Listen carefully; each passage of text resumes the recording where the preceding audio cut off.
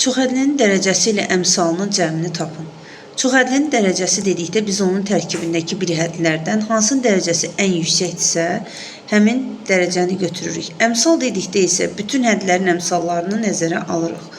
Yəni, burada birinci əmsallara baxaq. 7, -12 və müsbət 6-dır əmsallarımız. Yəni, müsbət 7, müsbət 6 və -12.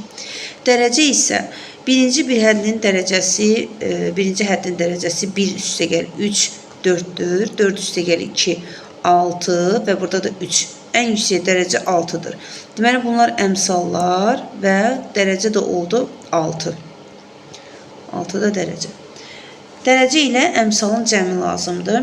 7 üstəgəlinsin -12, üstəgəlinsin 6, üstəgəl bir də əmsal 6. 6, 6, 12 eləyir. 12 də -12 ilə gedir, qalır cavab sadəcə 7.